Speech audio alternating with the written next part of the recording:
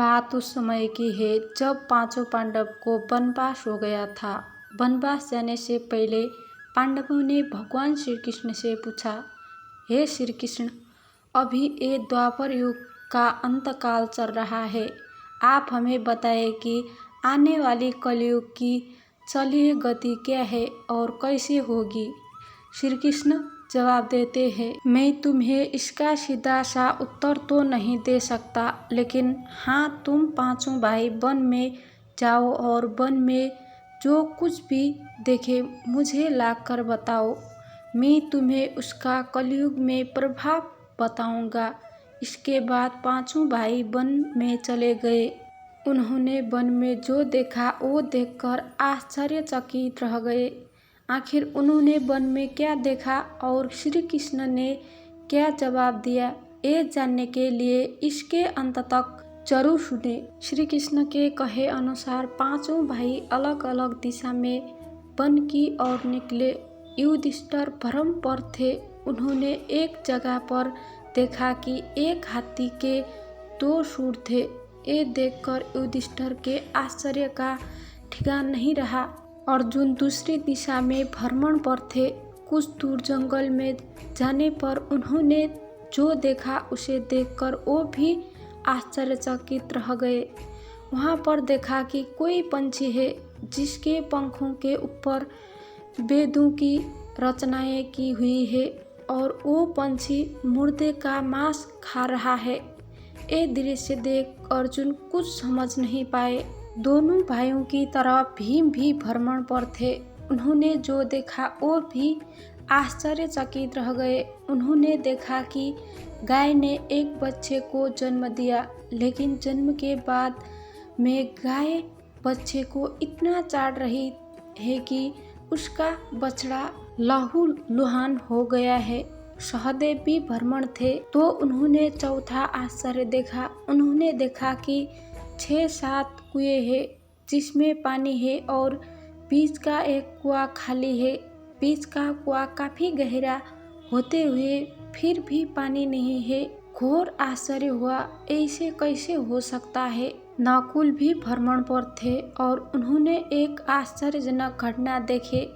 एक पहाड़ के ऊपर से एक बड़ी सी चट्टान लुढ़कते हुए नीचे आ रही है। वो कितनी ही वृक्षों से टकराकर उनको नीचे गिराते हुए वो आगे बढ़ जाती है। विशालकाय वृक्ष भी उसे रोक ना सके। इसके अलावा ये चट्टान कितनी ही अन्य चट्टानों के साथ टकराई, फिर भी वो उसे रोक नहीं सके। अंत में वो एक अत्यंत छोटे पौधे का स्पर्श होते ही स्थिर हो गई। इसके बाद पांचों भाई एकत्रित हुए और शाम को भगवान श्री कृष्ण को अपने अनुभव सुनाए। सबसे पहले युधिष्ठिर ने कहा, मैंने तो पहली बार 2 सूंड वाला हाथी देखा। ये मेरे लिए तो बहुत ही आश्चर्य था। भगवान श्री कृष्ण कहते हैं, धर्मराज, अब तुम कलिकाल की सुनो। कलयुग में ऐसे लोगों का राज होगा जो दोनों ओर से शोषण करेंगे, बोलेंगे कुछ और करेंगे कुछ और, मन में कुछ और होगा और कर्म कुछ और। ऐसे ही लोगों का कलयुग में राज होगा। तुम कलयुग आने से पहले ही तक राज कर लो। युधिष्ठिर के बाद अर्जुन ने कहा, मैंने जो देखा है वो तो कई ज्यादा आश्चर्यजनक था। मैंने देखा कि एक पंछी के पंखों पर वेदों की रचना लिखी हुई है, पर वो पंछी मुर्दे का मांस खा रहा है। श्री कृष्ण कहते हैं, कलयुग में ऐसे लोग रहेंगे जो बड़े ज्ञानी कहलाएंगे, विज्ञान की चर्चा करेंगे, लेकिन उनके आचार राक्षसी होंगे।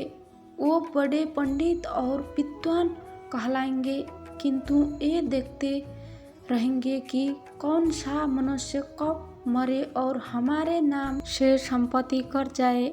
हे अर्जुन, संस्था के व्यक्ति विचार करेंगे कौन सा मनुष्य मरे और संस्था हमारे नाम पर हो जाए। हर जाति धर्म पर प्रमुख पदों पर बैठे विचार करेंगे कि कब किसका श्राद्ध हो और कौन कब किस पथ से हटे और हम उस पर चढ़ जाए, चाहे कितने भी बड़े लोग हो, परंतु उनकी दृष्टि धन और पद के ऊपर ही रहेगी। ऐसे लोगों की बहुत ताकत होगी। अर्जुन के बाद भीम ने अपना अनुभव सुनाया। भीम ने कहा कि गाय अपने बछड़े को इतना चाटती है कि बछड़ा लहूलुहान हो जाता है। श्री कृष्ण कहते हैं, कलयुग का मनुष्य शिशुपाल हो जाएगा।